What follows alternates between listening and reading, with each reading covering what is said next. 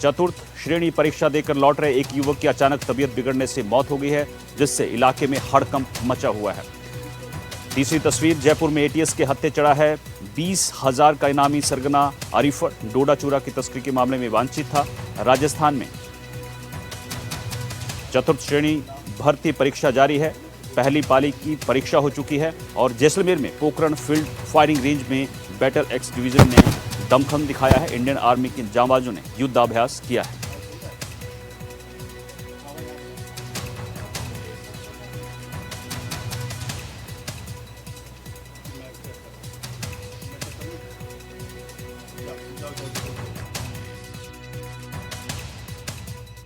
बड़ी खबरें आपके सामने हैं।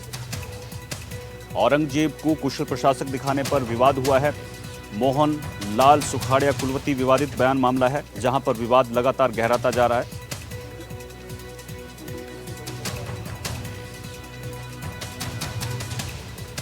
पांच तस्वीरें, पांच खबरें आपको दिखाएंगे हम।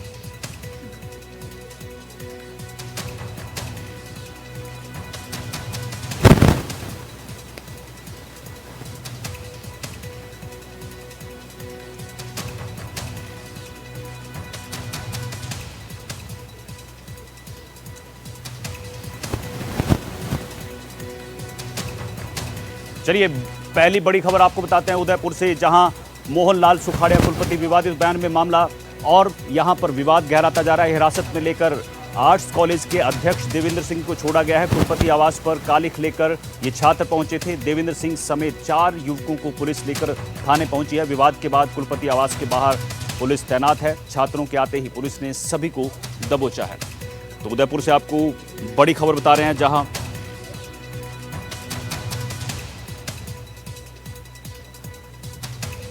बड़ी खबर उदयपुर से बता रहे हैं, जहां मोहनलाल सुखाड़िया कुलपति विवादित बयान मामले में अब विवाद और गहराता नजर आ रहा है। हिरासत में लेकर छोड़े गए हैं आर्ट्स कॉलेज के अध्यक्ष देवेंद्र सिंह और 4 युवकों को लेकर पुलिस यहां पर पहुंची थी थाने में।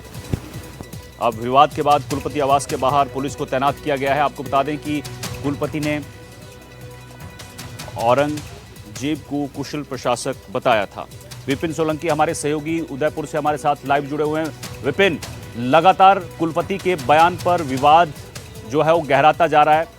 देवेंद्र को हिरासत में लिया था, 4 अन्य लोग थे आर्ट्स कॉलेज के, अब इनको छोड़ दिया है। क्या प्रशासन की तरफ से अब आगे की कार्रवाई की जा रही है और साथ ही कुलपति के खिलाफ जो मांग की जा रही है उस पर क्या कहना है? जी बिल्कुल, मोहनलाल सुखाड़िया यूनिवर्सिटी का एफिलिएटेड कॉलेज है आर्ट्स कॉलेज, जो उसी कैंपस में संचालित होता है। उसी कॉलेज का अध्यक्ष देवेंद्र सिंह है। हालांकि चुनाव नहीं हुए, लेकिन पूर्व में अध्यक्ष जब अंतिम चुनाव हुए थे तब यही अध्यक्ष था। ये कुछ छात्रों के साथ में कुलपति आवास पहुंचता है, जो कि यूनिवर्सिटी कैंपस के अंदर ही स्थित है। तो जब से विवाद मामला ये शुरू हुआ है, छात्रों का बड़ा प्रदर्शन भी हुआ है, उसको लेकर पुलिस की तैनातगी अलग अलग चेक पॉइंट हुई, जैसे प्रशासनिक भवन पर तैनातगी है, इसका मुख्य द्वार पर भी तैनातगी है। तो कुलपति आवास पर भी पुलिस का जाब्ता तैनात किया गया है, जो 24 घंटे तक लगातार वहीं पर तैनात है। तो जैसे ही छात्र वहां पर पहुंचे तो कुलपति आवास के बाहर जो जाब्ता था, उन्होंने उनको रोका। उसके बाद जो सीआई है, प्रताप नगर थाना सर्कल होता है, तो वहाँ के जो इंस्पेक्टर है वो भी वहां पहुंचे। तो छात्र चाहते थे कि यूनिवर्सिटी की जो दीवार, कुलपति आवास की जो दीवार है, उस पर कालिख पोती जाए।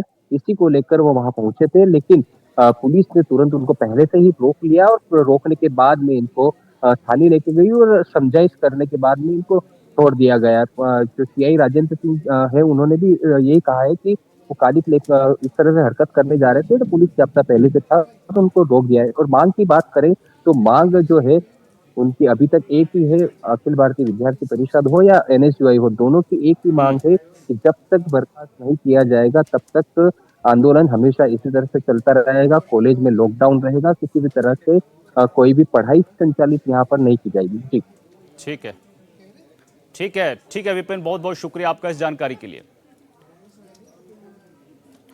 चलिए आगे बढ़ते हैं। अब खबर आपको श्रीगंगानगर से बताते हैं, जहां पर चतुर्थ श्रेणी कर्मचारी परीक्षा आयोजित हो रही थी और यहां पर एक छात्र की तबीयत बिगड़ी है और उसकी मौत हो गई है। आपको बड़ी खबर बता रहे हैं, श्रीगंगानगर से तबीयत बिगड़ने से इस छात्र की मौत हो गई है। युवक को दिल का दौरा पड़ने की बात यहां पर कही जा रही है।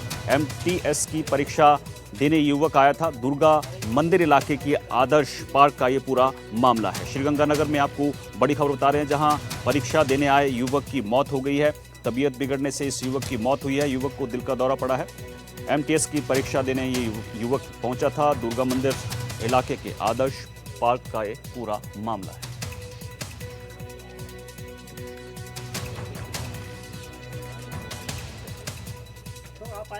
तो बड़ी खबर आपको श्रीगंगानगर से बता रहे हैं, जहां परीक्षा देने के लिए आए युवक की अचानक तबीयत खराब होती है, जिसके बाद उसकी मौत हो जाती है।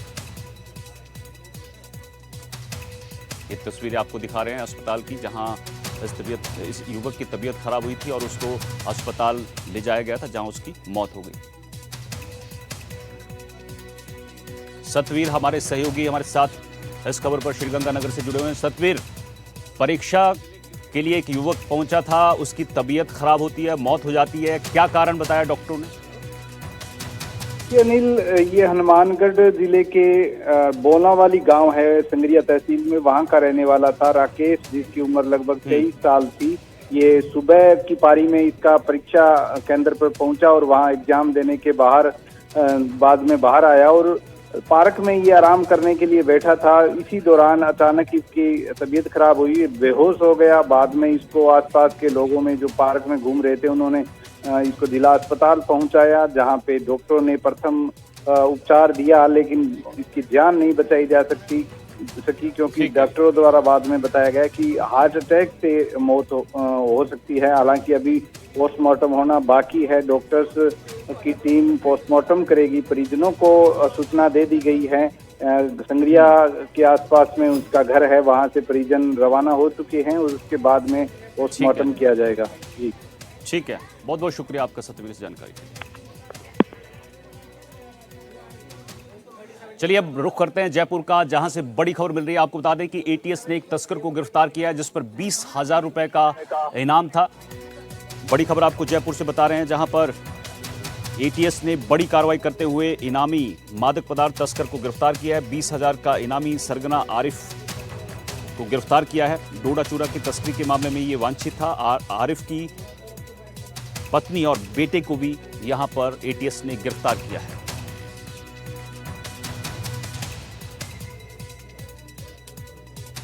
तो बड़ी खबर आपको जयपुर से बता रहे हैं, जयपुर में एटीएस की बड़ी कार्रवाई देखने को मिली है। दीपक हमारे सहयोगी इस खबर पर अपडेट के साथ जुड़ गए हैं। दीपक, एटीएस की बड़ी कार्रवाई हुई है, यहां पर एक तस्कर को गिरफ्तार किया है, उसकी पत्नी और बेटे को गिरफ्तार किया है।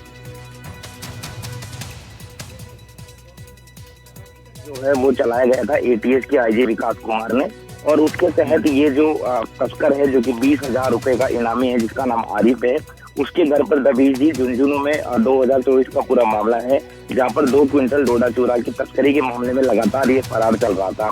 ये आरोपी लगातार न सिर्फ झुंझुनू में बल्कि पूरे राजस्थान में डोडा चूर और नशा तस्करी का एक बड़ा सौदागर है, जो कि जगह जगह पर नशा जो है वो सप्लाई कर रहा था। ये लगातार वांछित चल रहा था, लगातार फरार चल रहा था।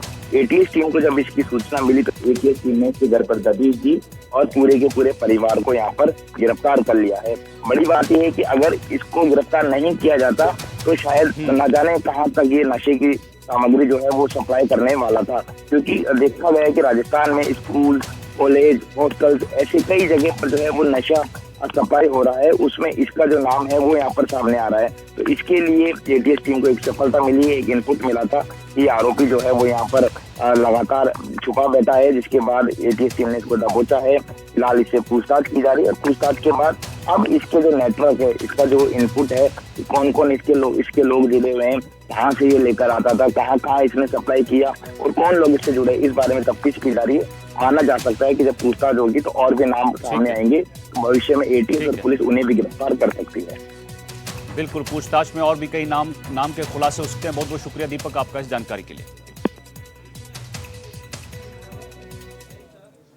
चलिए आगे बढ़ते हैं, जयपुर से आपको खबर बताते हैं, जहां एक ज्वेलरी शोरूम है, वहां पर चोरी का मामला सामने आया। आपको बता दें कि एक शख्स जो है वो ग्राहक बनकर यहां पर पहुंचा था और उसने चोरी की वारदात को अंजाम दिया है और पूरी वारदात जो है सीसीटीवी में कैद हो गई है। बड़ी खबर आपको जयपुर से बता रहे हैं, जहां ज्वेलरी शोरूम में चोरी का मामला सामने आया है। एक शख्स जो है ग्राहक बनकर यहां पर पहुंचा था और उसने नजर बचाकर गहनों की चोरी की है। विद्याधर नगर थाने में भी मामला दर्ज किया गया है। तो बड़ी खबर आपको जयपुर से बता रहे हैं, जहां ज्वेलरी शोरूम में चोरी की वारदात हुई है। सीसीटीवी में ये वारदात कैद हो गई है। विद्याधर नगर थाने का पूरा मामला बताया जा रहा है। बड़ी खबर आपको बता रहे हैं, ज्वेलरी शोरूम में चोरी हुई है जयपुर में, और ये पूरी वारदात सीसीटीवी में कैद हुई है। ग्राहक बनकर ये चोर आए थे। देखिए ये तस्वीरें, देखिए किस तरह से इस शख्स ने ये चोरी की वारदात को अंजाम दिया है। ये ग्राहक बनकर यहाँ पर पहुंचा था और इसने कोशिश की कि जैसे तैसे जो सामने ज्वेलरी बेचने वाले हैं उनसे बचकर यहाँ पर बेवकूफ बनाकर चोरी की जाए, और उन्होंने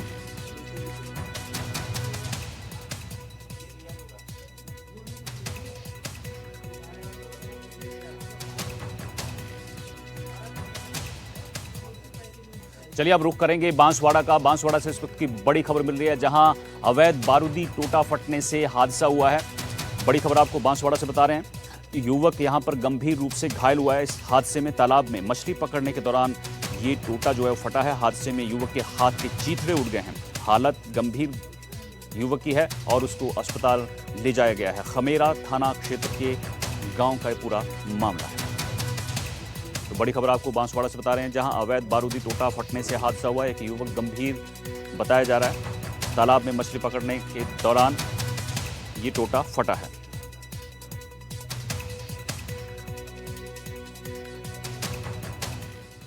चलिए डीग से आपको बड़ी खबर बताते हैं, जहां एक महिला ने आत्महत्या की है। बड़ी खबर आपको डीग से बता रहे हैं, जहां एक महिला ने सुसाइड किया है। फांसी लगाकर इस महिला ने अपनी जान दे दी है। पीहर पक्ष ने ससुराल वालों पर आरोप लगाया है दहेज के लिए परेशान करने का। अब पुलिस ने मामला दर्ज किया है और जांच शुरू की है। डीग जिले के गांव हिंगोटा का पूरा मामला है, जहां महिला ने फांसी लगाकर अपनी जान दे दी। पीहर पक्ष ने ससुराल वालों पर आरोप लगाया है दहेज के लिए परेशान करने का। यहां पर आरोप लड़की को हाल ससुर के नहीं, हम पर फोन आए, हम घर पर पहुंचे। घर पर पहुंचे तो एक मैं पहुंची, एक लड़का मेरे साथ में। इतने हम गए तो सासू भी गुत्थी पड़ी, ननद भी गुत्थी पड़ी, और दोनों लड़का है जो मेहमान है, दोनों ने छोरी की नाड़ में रास्ता नू खींच रखो, एक ने नूलू एक ने नूलू। हमने रोड़ मचाई, जैसे हम घबरा के लड़की के पीछे का हाथ से कर रखो इन्होंने। तो मैं तो जब ही मार थी तो जब ही मार दी इन्होंने, तो भाग गए। थाना को पर सूचना मिली कि साहिदा पत्नी जाहिद उम्र 22 साल निवासी हिंगोटा थाना को जिला डीग ने फांसी लगा ली है। तुरंत मौके पर पहुंचे और लाश को अपने कब्जे में लिया। उसके परिजन जो ऊंचा एड़ा गांव थाना जोरेरा है, उनको सूचना दी। परिजनों के उपस्थित आने पर CSC डीग लेकर आए।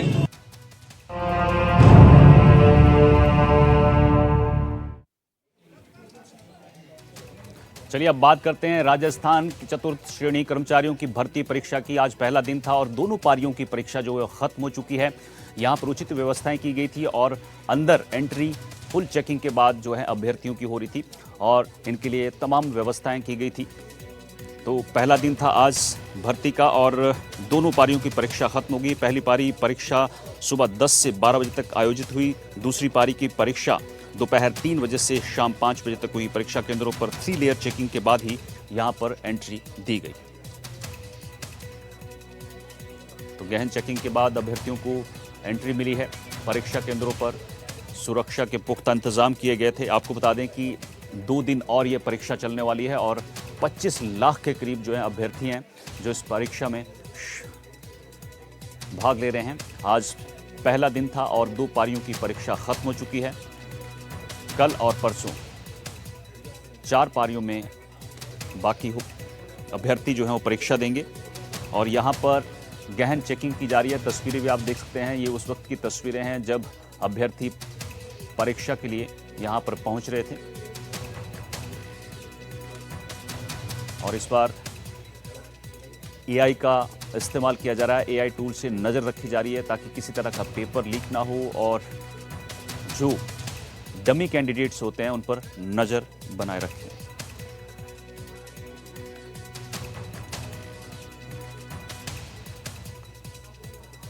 मुकुल परियार हमारे साथ हमारे सहयोगी जुड़े हुए हैं, साथ ही बाड़मेर से राजू माली भी जुड़े हुए हैं।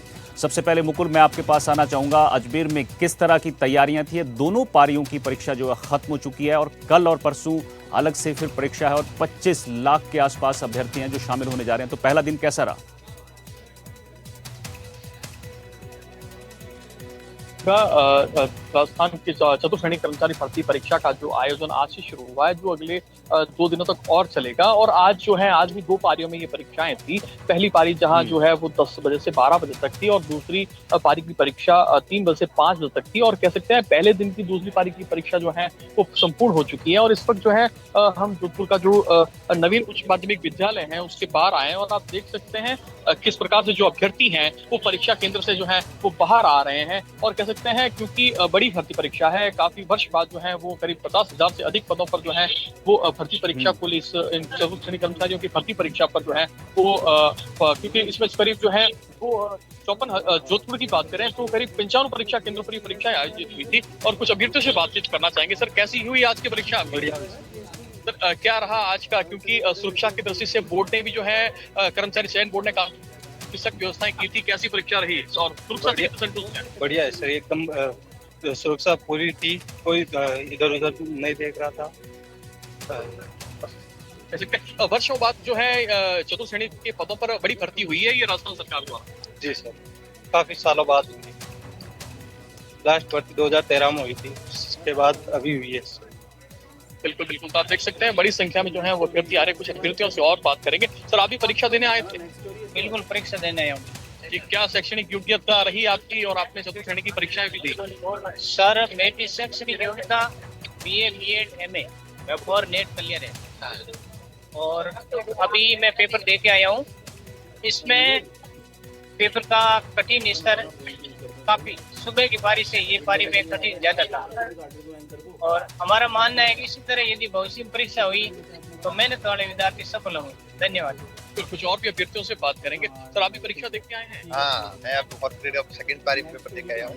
पेपर का इजी लेवल बहुत इजी था। दोनों शिफ्टों में पेपर पहले शिफ्ट में नहीं दे पाया। बहुत ये आलोक राज का सर का बहुत अच्छा निर्णय है कि इन्होंने पेपर को बाहर नहीं दिया। इससे बच्चों को सेकंड पारी और जो भी पारियां हैं वो देने में फायदा होगा बच्चों को। और पेपर का लेवल बहुत मध्यम था।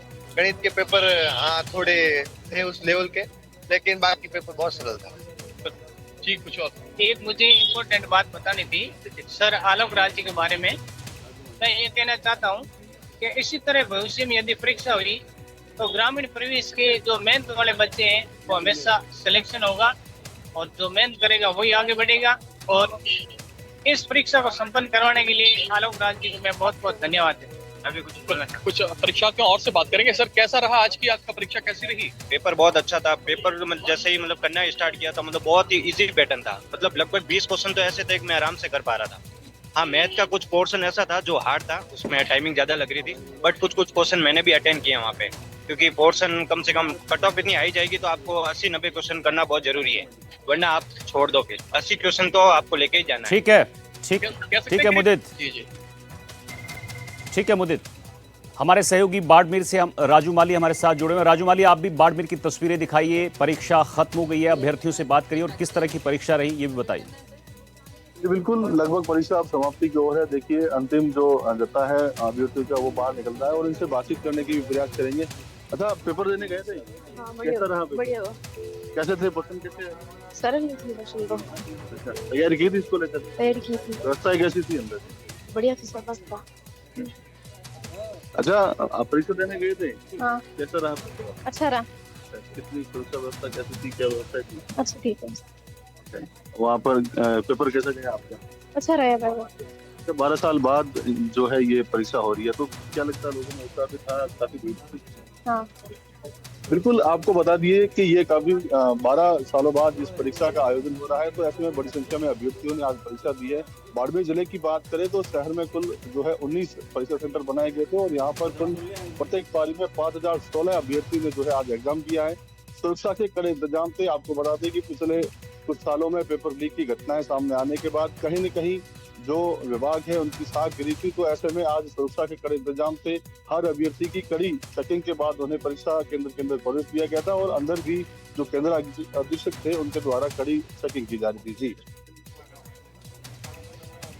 ठीक है राजू, मुदित का रुख करेंगे। अलवर से हमारे साथ मुदित जुड़े हुए हैं। मुदित, आप अलवर की तस्वीरें दिखाइए, अभ्यर्थियों से बातचीत करिए। पहले दिन की परीक्षा खत्म हो चुकी है, किस तरह के इंतजाम थे और इस बार खास EI टूल का इस्तेमाल भी किया गया है यहाँ पे? जी बिल्कुल, हम मौजूद है एक सेंटर पर जहाँ पर जो अभ्यर्थी है उनका आने का सिलसिला जो है लगातार जारी है और अभी हम कुछ अभ्यर्थियों से बात करेंगे किस तरह का एग्जाम रहा, क्या वो तैयारी करके आए थे। भैया अभी आप एग्जाम देके आए हैं, किस तरह का एग्जाम रहा? तीसरी पारी भी है अभी। यस सर, तीसरी पारी थी तो इसमें अच्छा था। किस तरह के क्वेश्चन से, किस तरह के सर जैसे कि नील नदी कहाँ पे है, 2-4 क्वेश्चन ऐसे आए और हिंदी से जाते व्यवस्था है उसको लेकर आप क्या मानते हैं? व्यवस्थाएं की है बहुत अच्छा किया, क्वेश्चन भी अच्छा है तो सर सब कुछ अच्छा है। किस तरह की व्यवस्था है लगी एग्जाम में? अभी आपको किस तरह का एग्जाम आया था? सर एग्जाम 1 नंबर बढ़िया आया था, सारी व्यवस्था अच्छी थी। जो शिकायत आती थी कि पेपर लीक कभी कहते हैं, नहीं ऐसा व्यवस्था पर कंट्रोल हुआ है। हाँ जैसे मानते एग्जाम की व्यवस्था है और बिल्कुल इस बार बहुत अच्छा एग्जाम रहा और व्यवस्था अभी लंबे समय हाँ उचित तरीके से। अभी व्यवस्था सही थी? हाँ बिल्कुल, 1 घंटे पहले एंट्री हो रही। तो बिल्कुल यहाँ जो अभ्यर्थी है वो अब पेपर छूटने के बाद लगातार यहाँ आ रहे हैं और जो व्यवस्था है उसको लेकर के अभ्यर्थियों का साफ तौर पर कहना है कि जो व्यवस्था है वो कहीं ना कहीं माकूल रही है और जो अभी तक के संदेह रहते थे कि पेपर लीक जैसी घटना है और जो अभ्यर्थियों के साथ धोखाधड़ी जैसी बातें आती थी उनको लेकर के भी अभ्यर्थियों को कहीं ना कहीं खुशी है कि अब जो एग्जाम की सरकार की जो व्यवस्था है उनको लेकर अभ्यर्थी खुश नजर आ रहे हैं। जी ठीक है, बहुत बहुत शुक्रिया आपका मुदित, मुकुल और राजू माली इस जानकारी के लिए। चलिए आगे बढ़ते हैं, खबर आपको 12 से बताते हैं जहां पर परीक्षा चतुर्थ श्रेणी परीक्षा का आयोजन किया जा रहा था और आपको बता दें 25 लाख के आसपास जो है अभ्यर्थी यहां पर परीक्षा दे रहे हैं। राजस्थान में 38 जिलों में चतुर्थ श्रेणी को लेकर ये भर्ती परीक्षा 3 दिन चलेगी और पहला दिन था